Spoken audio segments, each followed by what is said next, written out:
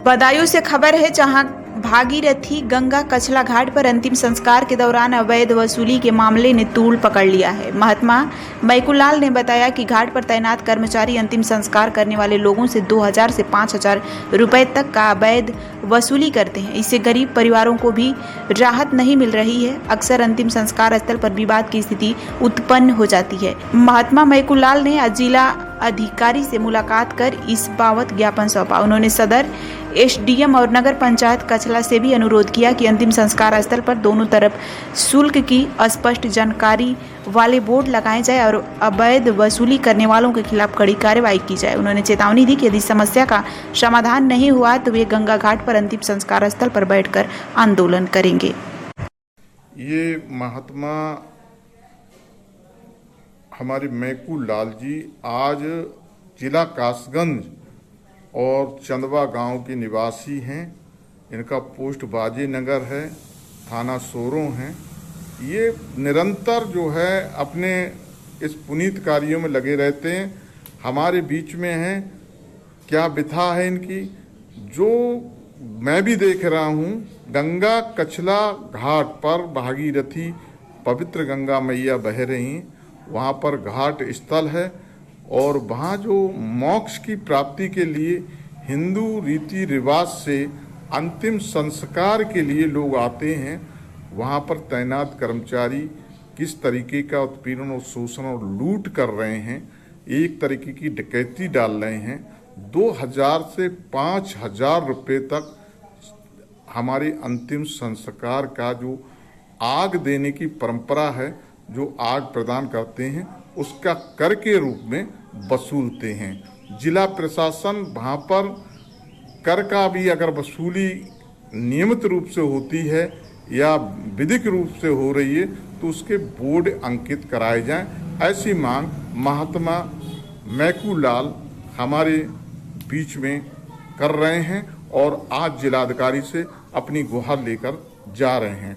तो महात्मा जी, क्या प्रकरण है ये, इसमें क्या कहना चाहते हो? गंगा घाट पे क्या हो रहा है? लूट खूज है ये साहब। काय की?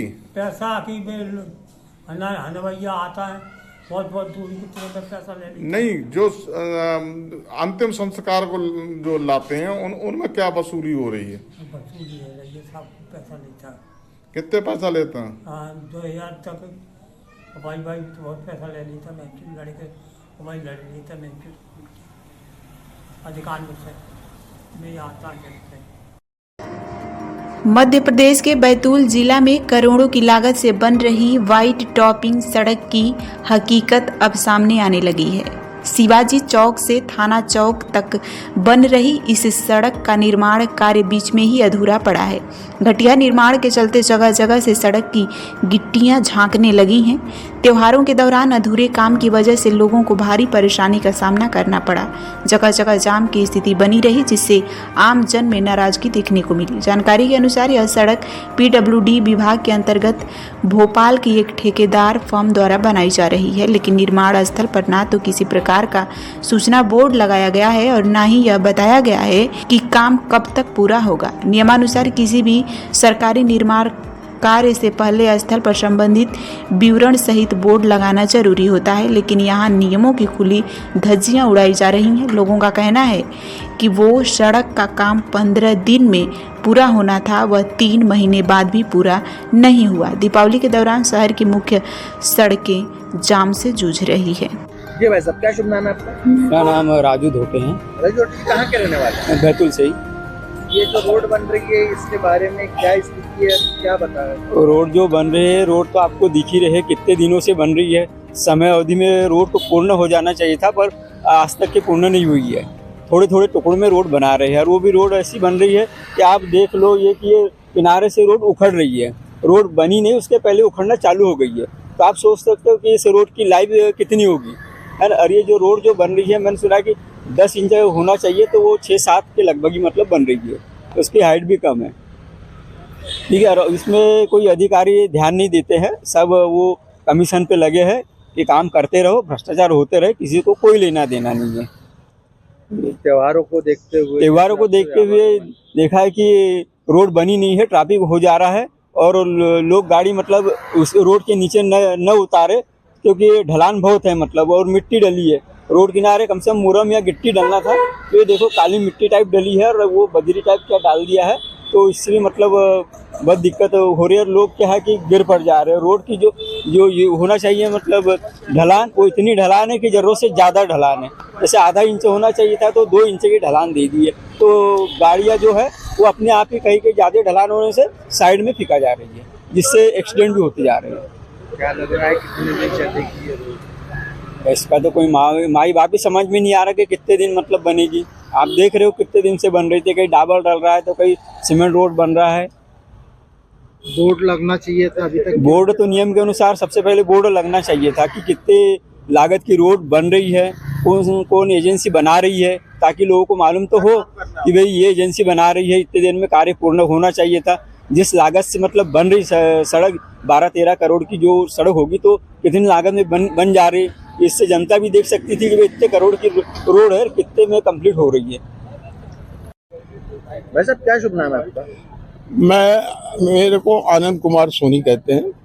सोनी जी, रोड बनी है, क्या स्थिति है अभी इसकी, और अभी तक के काम कितने समय से चल रहा है और अभी क्या स्थिति में है ये रोड? देखिए, बैतूल जिले में कलेक्ट्रेट के सामने जो रोड बन रही है वो जाके आपके थाने चौक तक जाती है। वह एक मजाक बन गया ऐसा लगता है। ठेकेदार मनमानी कर रहा है, अधिकारी उसके साथ मिले हुए हैं। कलेक्टर साहब भी इस बात को नहीं देख रहे हैं कि उनके सामने बनने वाली रोड कितना, क्या डायमेंशन की बनना, क्या उसकी लेंथ होना, क्या उसकी ऊंचाई होना, क्या उसमें किस रेशो में कंक्रीट आएगी। कहने के लिए वाइट टॉप है, पर कुछ जगह आज गिट्टी दिखने लगी है, उसका मतलब ये स्पष्ट हो गया है। और वो भी बीच बाजार में गिट्टी दिख रही है, उसका मतलब ये हो गया कि रोड की क्वालिटी ठीक नहीं है। 1 नंबर 2, रोड के किनारे जो काली मिट्टी डाल दी गई और उसके ऊपर 2-3 इंच मुरुम लाल वाली बिछा दी, जबकि GSB करना था उसमें, वो नहीं किया गया। इस तरह धांधली चल रही है और ये शासन के पैसों का दुरुपयोग किया जा रहा है। लाखों रुपए की, मेरा ऐसा अंदाज है कि 10-13 करोड़ रुपए की रोड बन रही है और इस रोड में इतना मजाक चल रहा है। एजुकेटेड इंजीनियर का स्पष्ट कहना है कि रोड कहीं पे बनेगी, जब कंप्लीट हो जाएगी उसके बाद उसका बोर्ड लगाएंगे। तो मैंने कहा रोड क्या बन रही है, कौन एजेंसी है, क्या उसको वर्क करना है, कितना वो है। जिस टाइप प्रधानमंत्री सड़कों पे देखने को मिलता है उस टाइप से इसमें भी कहीं लगाई है बोर्ड, तो जनता को मालूम तो हो ठेकेदार क्या कर रहा है और क्या हो रहा है। जगह जगह पानी भर रहा है रोड में। मतलब यह है कि आप 2 व्हीलर से निकलेंगे तो दचके खाते हुए जाएंगे वाइट टॉप में, और ये वाइट टॉप है कि मजाक है। क्या लग रहा है कितने समय तक रोड चलेगी? देखिए, अभी मैं आपको बता रहा हूँ कि बाजार में जो बनी है उसमें तो गिट्टी दिखने लगी है। वाइट टॉप का क्या मतलब रह गया? कंक्रीट में अगर गिट्टी पूरी झांकने लगे तो कल उखड़ना निश्चित है। कहीं ना कहीं मानते हैं कि जनता को गुमराह किया जा रहा है व्हाइट टॉपिंग के नाम। अरे पूरे बैतूल जिले में अधिकारी लोग लूटने बैठे हैं, शासन के पैसों का दुरुपयोग हो रहा है, लेकिन कोई जनप्रतिनिधि कोई आवाज नहीं। देखिए, जनप्रतिनिधि की बात अलग है, वो उनके पास बहुत काम होते हैं, हो सकता है उनकी नज़र नहीं पड़ी। अगर आई तो कुछ जनप्रतिनिधि सतर्क हैं बैतूल जिले के, उनकी भी तारीफ करना होगी कि वे उस पर जरूर क्वेश्चन उठाएंगे। बिजनौर से इस वक्त की बड़ी खबर है, जहां खानपुर गांव में उस वक्त हड़कंप मच गया जब एक जहरीला कोबरा अचानक एक किसान के घर की छत पर चढ़ गया। कोबरा को देखते आसपास के लोगों में सनसनी फैल गई और लोग मौके पर जमा हो गए। पूरा मामला नांगल थाना क्षेत्र के खानपुर गांव का है। ग्रामीणों ने बताया कि उन्होंने पहले कोबरे को दीवार पर रेंगते हुए देखा, जिसके बाद लोगों में अफरा तफरी मच गई। देखते ही देखते सैकड़ों लोग मौके पर पहुंच गए और कोबरे को देखने के लिए भीड़ लग गई। वन विभाग की टीम को सूचित कर दिया गया है, लेकिन समय पर टीम पर कोई नहीं पहुंच सका। इसके बाद ग्रामीणों ने खुद हिम्मत दिखाते हुए कोबरे को पकड़ लिया और एक टे में बंद कर दिया। गनीमत रही कि इस घटना में किसी के घायल होने की सूचना नहीं है। फिलहाल ग्रामीणों ने कोबरे को सुरक्षित पकड़ लिया है और वन विभाग को ले जाने के लिए सूचना दे दी गई है। नोएडा सोरखा पुस्ता पार्क कॉलोनी स्थित उदय उपवन पार्ट 3 पार्क में राष्ट्रीय शहरी ग्रामीण विकास समिति के तत्वावधान में आयोजित छठ महाउत्सव धूमधाम से संपन्न हुआ। छठ व्रतियों के बीच आज पहुंचे सीटू जिला सचिव एवं समिति के संयोजक गंगेश्वर दत्त शर्मा का समिति के पदाधिकारियों और स्थानीय लोगों ने जोरदार तरीके से स्वागत कर उन्हें अंग वस्त्रम चढ़ाकर सम्मानित किया। इस अवसर पर उन्होंने लोक आस्था के महापर्व छठ पूजा की सभी को हार्दिक शुभकामनाएं देते हुए कामना किया कि यह पर्व सभी के जीवन में सुख शांति समृद्धि लाए। उन्होंने यह भी कहा कि यह पर्व सांस्कृतिक धरोहर का अभिनव का हिस्सा है। छठ महोत्सव के आयोजक समिति के पदाधिकारी हरगोविंद सिंह, धर्मवीर सोलंकी, हरिलाल पाल उर्फ गोपी, किरण सिंह, शंकर, राहुल राठौर, भूषण सिंह आदि लोग मौजूद रहे। राजीव मिश्रा आदि ने बताया कि हमारी समिति के कार्यकर्ताओं ने घाट के आसपास साफ सफाई, जल प्रकाश आदि व्यवस्था संभालने की जिम्मेदारी सफलतापूर्वक निभाई, जिसके चलते छठ व्रतियों को कोई भी परेशानी की महसूस न हुई और सभी व्रतियों ने अपना व्रत कुशलता पूर्वक उगते सूर्य को अर्घ देकर अपना व्रत पूरा किया। इस अवसर पर 4 दिन से चल रहे यह पर्व संपन्न हुआ। उन्होंने सहयोग के लिए सभी दानदाताओं, कॉलोनी वासियों का आभार व्यक्त किया। इस अवसर पर सांस्कृतिक कार्यक्रमों का भी आयोजन किया गया था। बिजनौर से खबर है, जहां KM इंटर कॉलेज में खेल मैदान पर धामपुर फुटबॉल क्लब की ओर से आयोजित 4 दिवसीय प्रदेश स्तरीय फुटबॉल टूर्नामेंट में दूसरे दिन पहला मैच नौगांवा और नगीना के बीच खेला गया। दूसरा मैच हरिद्वार और बास्टा की टीमों के बीच हुआ।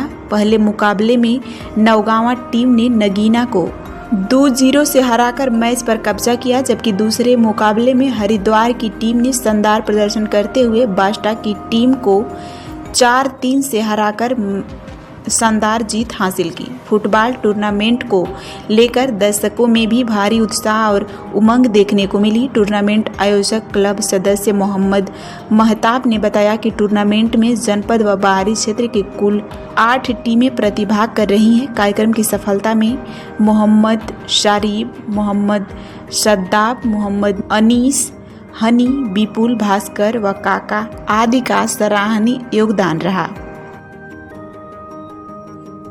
जनपद बिजनौर के थाना धामपुर पुलिस ने गोकशी करने के 3 आरोपियों को मुठभेड़ में गिरफ्तार किया है। गिरफ्तार अभियुक्तों के कब्जे से पुलिस ने पशु वध के उपकरण, अवैध शस्त्रों व 1 बाइक और 10,460 रुपए नगद बरामद की है। मुठभेड़ के दौरान हुई फायरिंग में अपराधियों के पैर में गोली लगने से तीनों अपराधी घायल हो गए। तीनों घायल अभियुक्तों को प्राथमिक उपचार के बाद जिला अस्पताल रेफर कर दिया गया है। पुलिस क्षेत्राधिकारी अभय कुमार पांडे ने बताया कि 25 अक्टूबर 2025 को थाना धामपुर क्षेत्र अंतर्गत ग्राम अमखेड़ा स्थित नहर के पास खेत में गौवंशीय अवशेष मिलने के संबंध में थाना धामपुर पर मुकदमा दर्ज किया गया था। घटना के अनावरण हेतु पुलिस की टीम गठित की गई थी। उन्होंने बताया कि पुलिस टीम को मुखबिर से सूचना मिली कि ग्राम अमखेड़ा में हुई गौकशी की घटना से संबंधित अभियुक्त गण पोषक नहर पटरी के रास्ते से ग्राम इब्राहिम नारायण की तरफ जा रहे हैं। पुलिस टीम द्वारा चौकी गौरा बादल के पास चेकिंग की गई तो एक काले रंग की बाइक पर 3 संदिग्ध व्यक्ति आते हुए दिखाई दिए। पुलिस टीम द्वारा बाइक पर सवार संदिग्ध व्यक्तियों को रोकने का इशारा किया गया। बाइक पर सवार आरोपियों द्वारा मौके से भागते हुए जान से मारने की नीयत से पुलिस टीम पर फायरिंग करना शुरू कर दी। पुलिस टीम द्वारा की गई आत्मरक्षा जवाबी फायरिंग में तीनों अभियुक्तों के पैर में गोली लगी, जिन्हें घायल अवस्था में गिरफ्तार कर लिया गया। थाना धामपुर का एक प्रकरण संज्ञान में है, जिस संबंध में मुख्य क्षेत्राधिकारी धामपुर द्वारा अवगत कराना है कि आज दिनांक 26/10/25 को प्रातः लगभग 9 बजे थाना धामपुर की पुलिस द्वारा गोरा बादल चौकी के पास चेकिंग की जा रही थी। तभी 3 व्यक्ति सुपर स्प्लेंडर बाइक से आए, जिन्हें रोकने का प्रयास किया गया, परंतु वे नहीं रुके तथा पोषक नहर की पटरी जो इब्राहिमपुर बिरामपुर की तरफ जाती है उस तरफ भागने लगे। और पुलिस पार्टी द्वारा जब उनका पीछा किया गया तो उन संदिग्धों द्वारा पुलिस पार्टी पर फायरिंग की गई, जिसके क्रम में आत्मरक्षार्थ पुलिस की फायरिंग से तीनों संदिग्ध घायल हुए। और जब इनसे गहनता से पूछताछ की गई तो इनके द्वारा बताया गया कि 24/25/10/25 की रात में इनके द्वारा जैतरा अमखेड़ा गांव में गोकशी की घटना का अंजाम दिया गया था, जिसके संबंध में कल दिनांक 25/10/25 को अवशेष प्राप्त हुए तथा और थाना धामपुर पुलिस द्वारा उसमें अभियोग पंजीकृत किया गया और इन तीनों अभियुक्तों से 315 बोर के 3 तमंचे, 3 खोखा कारतूस, 5 जिंदा कारतूस, 2 अदद चाकू तथा 1 सुपर स्प्लेंडर बाइक व 10,000 रुपये प्राप्त हुए हैं। इनके अन्य साथियों की भी तलाश की जा रही है। शीघ्र ही उनकी गिरफ्तारी करते हुए विवेचना में अन्य आवश्यक विधिक कार्रवाई सुनिश्चित की जाएगी। बागपत से खबर है, जहां स्वर्गीय चौधरी ब्रह्मपाल सिंह जी की स्मृति में उनके पुत्र प्रमुख लीलू पहलवान और मनु पाल बंसल जी द्वारा बागपत के डगरपुर गांव में 2 दिवसीय लोकगीत रागिनी कंपटीशन एवं विशाल कुश्ती दंगल प्रतियोगिता का भव्य आयोजन किया गया, जिसमें प्रमुख दिल्ली, यूपी, हरियाणा, राजस्थान के पहलवान अपने जोर आजमाइश को आएंगे। आज कार्यक्रम का शुभारंभ मनुपाल बंसल प्रमुख लीलू पहलवान ने दीप प्रज्वलित कर किया। आज प्रथम दिन रागिनी कंपटीशन में हरियाणा, यूपी के गायकों के बीच गायकी भिड़ंत होगा। इस अवसर पर क्षेत्र के सैकड़ों रागिनी प्रेमी उपस्थित रहेंगे। जो रागिनी कंपटीशन और कुश्ती का प्रोग्राम है, ये आपके मन में कैसे विचार आया? दरअसल हमारे जो परिवार में बाबा और हमारे ताऊ जी, हमारे पापा पहलवान रहे हैं। पहलवानी के साथ साथ बड़े भाई लीलू प्रमुख भी पहलवान रहे हैं नेशनल लेवल के। तो रागिनी का परिवार में सुनने का शौक था, देहाती रागिनी का। उसके बाद पहलवानी का शौक था। फिर परंपरा पिताजी जाने के बाद हमने हर साल दंगल कराना शुरू कराया। दंगल के बाद फिर कुछ लोगों की सलाह हुई, हमारे भी परिवार से विचार आया कि दंगल तो दिन में होता है, रात्रि में रागिनी कराएं। तो सब लोगों के जो मन की बात थी और हमारे भी मन में आई, मैंने कहा हाँ भाई सब लोग मिलते हैं, इस बहाने से कुश्ती भी होती है और रागिनी का कार्यक्रम भी होता है। इसलिए क्षेत्र के काफी लोग आते हैं। लगभग ये कार्यक्रम 25-26 साल से हम लोग कंटिन्यू कर रहे हैं। क्षेत्र का बड़ा सहयोग मिलता है, कभी कोई अव्यवस्था नहीं होती, बहुत सुंदर व्यवस्था सब लोग मिलकर करते हैं।